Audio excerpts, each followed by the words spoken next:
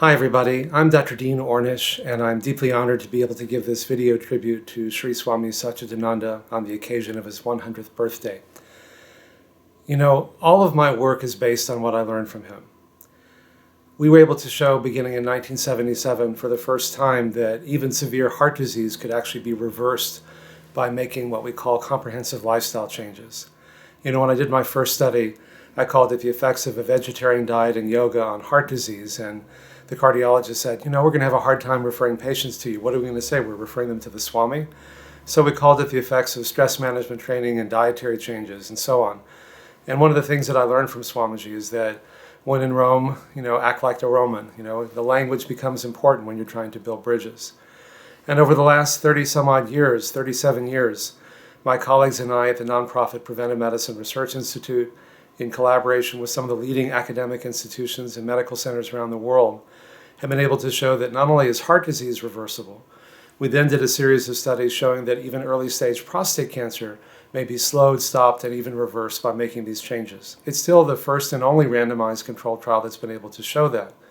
We wondered what some of the mechanisms might be to explain what we found, and we learned that over 500 genes were changed in just 3 months, and in every case in a beneficial direction, turning on the genes that protect us, turning off the genes that cause heart disease, prostate cancer, colon cancer, breast cancer, type 2 diabetes, and so on. It's just amazing how dynamic our bodies are. We also found that even the aging process itself can begin to reverse. We did a study with Dr. Elizabeth Blackburn and her colleagues. She was the first to win a Nobel Prize for showing that telomeres, the ends of our chromosomes that control how long we live, can actually get shorter over time. And as they get shorter, our lives get shorter, as our telomeres get shorter. And we were able to show for the first time that the enzyme that she discovered, telomerase, could increase by 30% in 3 months. And most recently, we published the first study showing that over a 5-year period, the telomeres themselves actually got longer. It's the only study in a controlled way showing that any intervention, in this case simply lifestyle changes, can actually increase telomere length. You know, what I learned from Swamiji many, many years ago was that our bodies often have a remarkable capacity to begin healing if we simply stop doing what's causing the problem. And as you know, that was what he always asked, what's the cause? And what's the cause of that? And what's the cause of that? And there's a causal chain of events that leads to a problem, in whatever that problem happens to be. In this case, say heart disease. You say, what causes heart disease? Well, the arteries get clogged, the blood clots in the arteries. Well, what causes that? Well, what we eat, how we respond to stress, how much exercise we get, whether or not we smoke cigarettes, and perhaps most important, how much love and support we have. And if we keep going back farther and farther to that causal chain, then we find that the healing can be the most powerful. And in every metric we look at, every mechanism, most recently we're about to publish the first study showing that angiogenesis can be modified by making the same changes. When tumors grow, they secrete substances that cause the blood vessels to grow to feed the tumor. If you can interfere with that, you can kill the tumor without so much damage to the surrounding cells and tissues. And we found that we could downregulate these substances to the same degree that drugs like Avastin and others that cost over $100,000 per year, but again, these lifestyle changes are for free.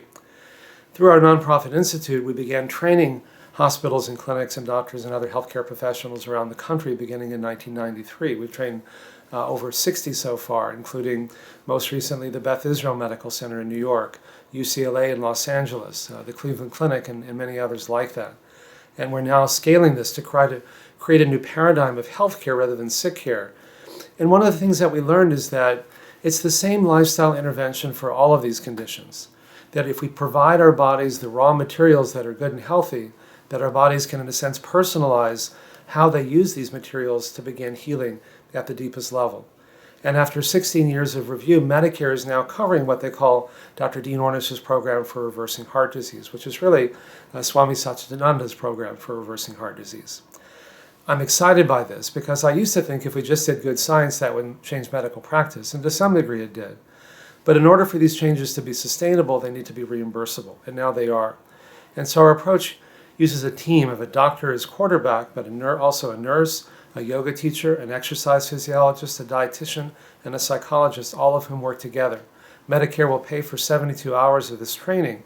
So it's a way for doctors to, get re-embrace what we went into medicine in the first place for. So we can spend the time that allows us to help patients use the experience of suffering as a doorway for transforming their lives.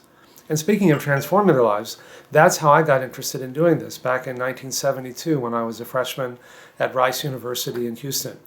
And there's an old saying that when the student is ready, the teacher appears, and that certainly was true for me. It's really not an overstatement to say that were it not for Swami Satchidananda, I wouldn't be alive today. Because I got so profoundly depressed when I was in college. First, I thought that I was an imposter, that I did okay when I was in high school, but now that I was in a school with a bunch of really smart people, it was just a matter of time before they figured out that I was stupid and what a mistake they'd made in letting me in. But beyond that, I had a bona fide spiritual experience where I realized that nothing can bring lasting happiness. And all the things that our culture teaches us, more money, more power, more beauty, more accomplishment. And I knew that wasn't true, that for a little bit it'd be great, I got it, it's mine, but then it'd be, well, now what? It's never enough, or so what, big deal, it doesn't really provide that lasting meaning. And so the combination of feeling like I was never going to amount to anything, and even if I did, it wouldn't matter anyway, was really profoundly depressing. And I remember sitting in organic chemistry class one day thinking, you know what? Why don't I just kill myself, and then I'll be at peace, and then I won't have to worry about this stuff anymore. It's like, why didn't I think of that before? It's like, oh, because you're stupid, right? And so I made plans to do that. Fortunately, I ran myself so ragged that I got a severe case of infectious mononucleosis. I didn't have the energy even to get out of bed. My parents got wind that all was not well with their son, and they came down and saw what a wreck I was. So they took me home to Dallas, to their home, to recuperate. And my plan was to get well enough to kill myself, as crazy as that sounds. And I was about to do that when my older sister, who had studied with Swamiji for several years, it had had such a profound impact on her life, that my parents decided to have a cocktail party for the Swami when he was visiting in Dallas. Now, I'm sure you can imagine in 1972 that was a little odd. Even today in Dallas, that would be a little odd. And he walked, with his long saffron robes and white beard, and as I say, the old saying that when a student is ready, the teacher appears was certainly true for me. And he started by giving a satsang in our living room, and he started off by saying, nothing can bring you lasting happiness, which of course I'd already figured out, except he was glowing and serene and happy, and I was ready to kill myself. I said, what am I missing here? And he went on to say what may sound like a New Age cliche, but to me, it really turned my life around. And as I am older now, I realize it's one of the most profound spiritual truths, which is that nothing can bring you lasting happiness. That's the bad news.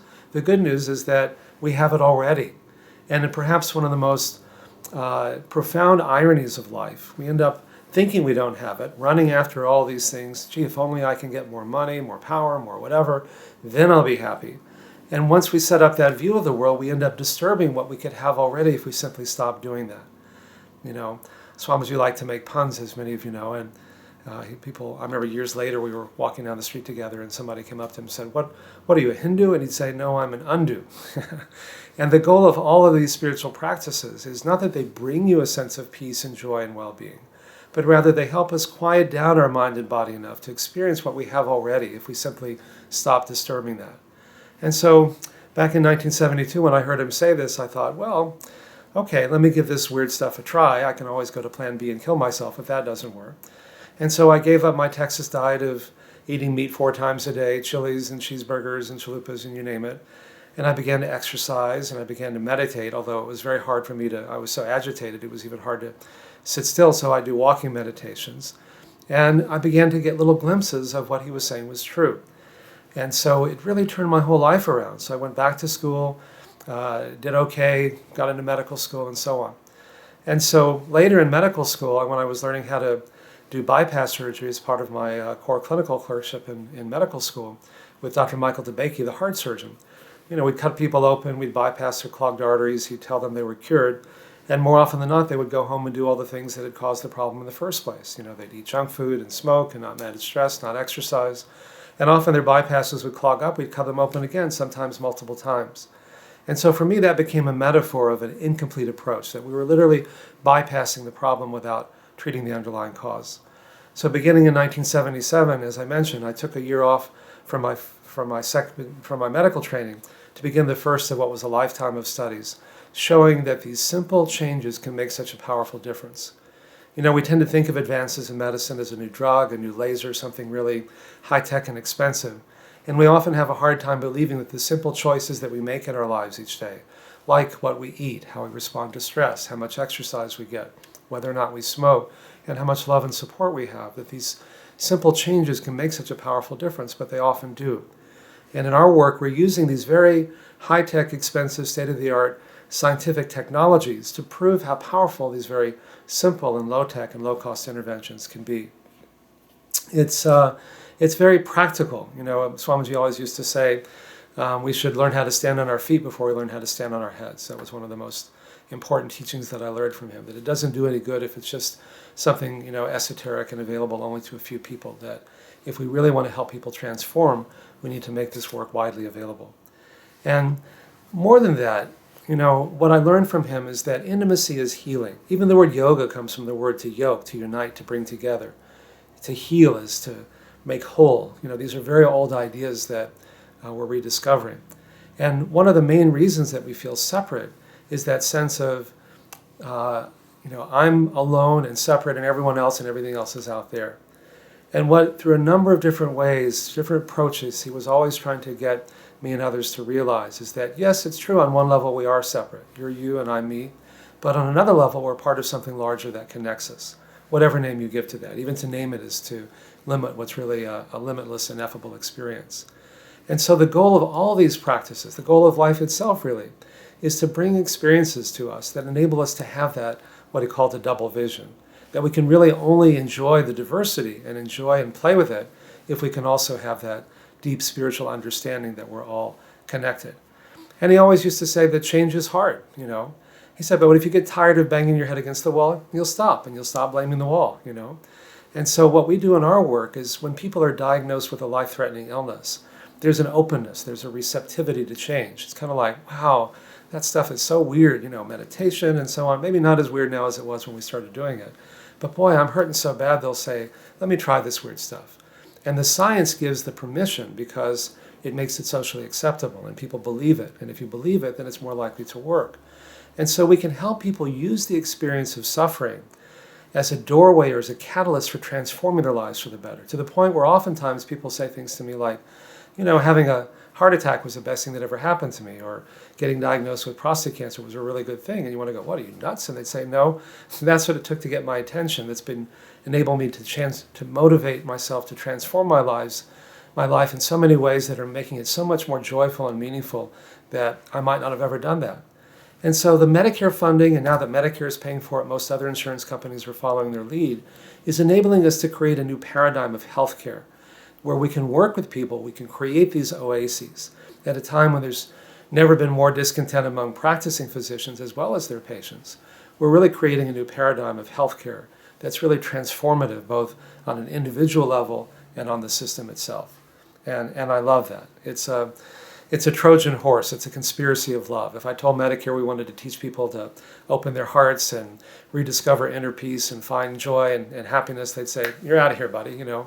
So I could show them the PET scans and angiograms and quantitative arteriograms and radionuclide ventriculograms and all these, you know, extensive tests that we use. Even then, it took 16 years, even with the support of Bill Clinton when he was president, Newt Gingrich when he was Speaker of the House, 20 members of the Senate, 30 members of the House, across the political spectrum. One of the few things in our polarized political environment that really brings people together, a great metaphor of everything that Swamiji talked about, how we can bring people together around a common good. And so it is a conspiracy of love. That's why I love doing this. And let me just end by sharing one story with you. When my son Lucas, who's now 13, was born, Swamiji had a medical issue that I was able to help him with. And afterwards he said, what can I do to help you? And I said, well, you don't need to do anything for me. You've saved my life many times over. But if I could ask you a favor, it would be to be my son Lucas's spiritual teacher. He was only a month old at the time. And he thought about it and he said, I'll do it. And then I said, but I want you to do it even after you leave your body. And he paused and he said, it'll be easier then. And so I think that's true for all of us. It's easier now. We have that access to his teachings and to everything that he stood for. The lotus is a beautiful embodiment of what healing at the deepest level looks like. So thank you so much for allowing me to be here today. I look forward to being there in person at the celebration in October in New York. Thank you. Om Shanti.